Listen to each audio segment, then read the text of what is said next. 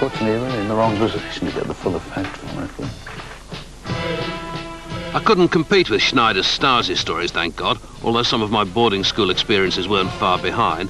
So instead, I showed Schneider and Salwa my broken toe. That's the toe, though. And it does also look like a pregnant dog's nipple, I'm afraid. There's no getting away from it. I said that to somebody the other day, and they said, a Labrador. Shows how people study these things. Boy, were they impressed. Well, that's enough for today, I think.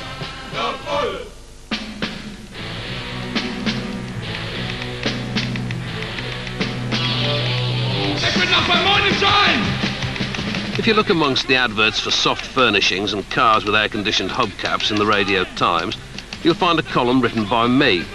I rattle it out on the only manual typewriter left in daily use in Europe. Hello, I'm from Germany. I'm calling for speak with John Peel, if possible. No, hello, it's obviously it's me. Can I read you this? Right. You beware, you be square, you be... I then read it to Sheila, who tells me, you've written this load of piffle before, you know. I was bewaring like mad anyway. I was on the Autobahn from the Ruhr to Germany, the 2 as they call it in these parts, and something has changed on German roads. 5 years ago, German friends would tease me about British roads. So many of roadworks. This is my friend Mark Reeder. We are, as they say in Berlin, to the flea market going. They hate you doing that, they hate you. Do they? I had one of those little experiences. There's one seat up there, and somebody sat down and then got up again, and it was next to like a Turkish bloke, and I thought, hello, racism is endemic here, you know, doesn't want to sit next to a Turkish bloke, so I sat down. The Turkish bloke got up and went to the back of the bus, didn't want to sit next to me. Bit wounding, I thought, that. There's a book available about Mark Reeder and his friends and their adventures behind the Iron Curtain. Now Mark runs MFS Records, top dance label in Berlin, and shows me new bits of the city whenever I come here. Actually, this is quite interesting. 38 quid. I've got, last time I came here, I got programmes for all of the 36 Olympics events. And some have got unused tickets in and things like that. So I could turn up and still go to them. I've got a valid ticket here, mate. I buy stuff like this book because I think you can get as good an idea of history from the detail as from hours of TV documentary. Hold a Roman coin in your hand and imagine the thoughts of a legionnaire saying, "I'm loaded, lads, the first round's on me," and you'll see what I mean. Have you got a bag? Do you have a bag, please? You don't want to be walking around the streets. You don't want to be, no, absolutely right. 2 marks back. Thank you.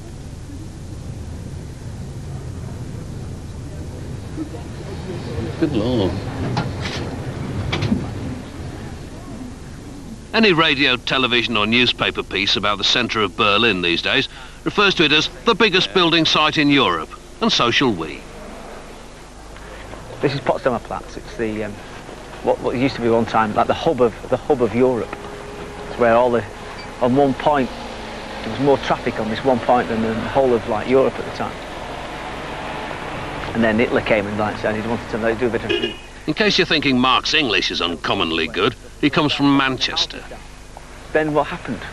After the war had finished, this just became no man's land. So what we're actually walking across was actually no man's land between the wall which is on that side of the Potsdamer Platz and the wall which was on this side of the Potsdamer Platz.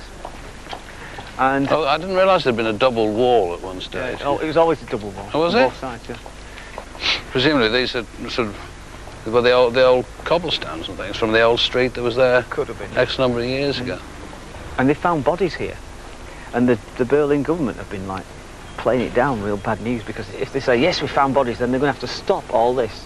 In case there are more. Because I'm sure there's quite a lot. I bet there are, yeah. In fact, the biggest building site in Europe is awash with Geordies, Scousers and other British workers hoping to fill their pockets with German gold. While just up the road they're knocking everything down in the name of progress, on the wall of Hermann Goering's old air ministry is a lively depiction of the workers' paradise East Germany was supposed to be, but obviously never was. So what's this? Is this kind of triumph of the workers over the lickspittle lackeys of capitalism? Yeah, here you can see all that. Building railway tracks, you know, the farmers shaking hands with the good Communist Party officials, and people singing in the streets with guitars.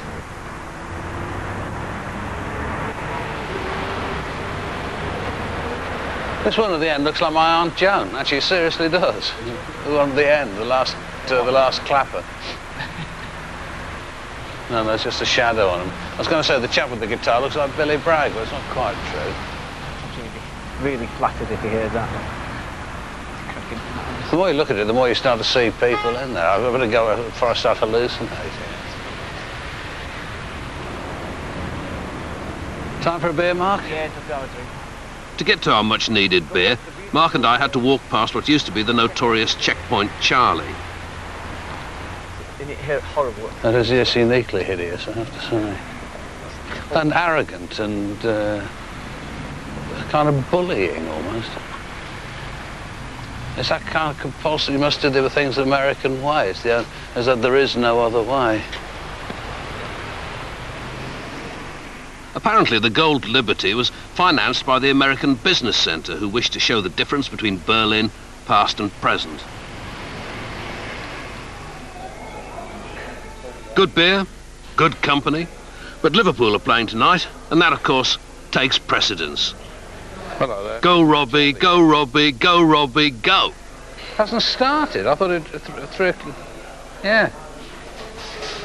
Oh, bugger. Really? Oh, bugger. I found yesterday's wander through the construction sites of the Potsdamer Platz profoundly depressing because, as everybody pointed out a few years ago, it did seem to be an opportunity to build a unified kind of city centre area of some quality. And what looks as though is going to happen is short-term economic gain is the only law, and you're going to end up with a very awful higgledy-piggledy mess of rather tasteless buildings. And I'm afraid that any moral consideration there may have been, or aesthetic consideration that there may have been, I think has long disappeared because there's, political interest just wouldn't allow it to happen, I'm afraid. That's the way things are going to be going, when people realise that actually democracy in a sense doesn't work, because big business interests do take precedence. Perhaps one becomes overly cynical with the passage of time, but I think probably not cynical enough, most people. I mean, when was their last decision made that you felt actually benefited you? I ought to be running for office, me. I should be running the country, as a matter of fact.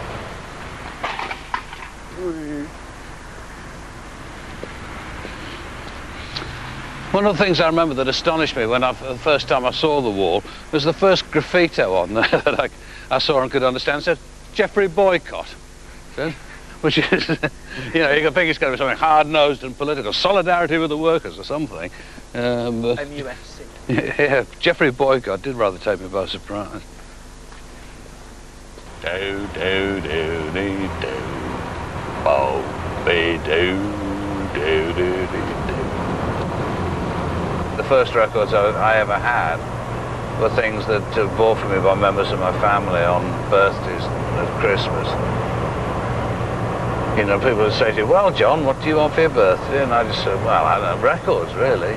And they'd just go out and buy a record, Is that a record? You'll have one of those.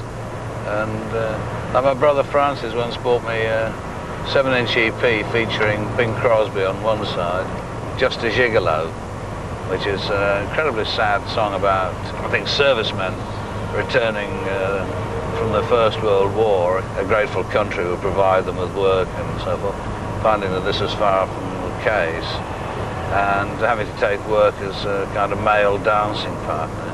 It's a gorgeous song, Just a Gigolo, everywhere I go, people know the part I'm playing, dime for every dance, selling each romance, something like that. I always get the words wrong. When the end comes, I know they'll say just a gigolo, as life goes on without me.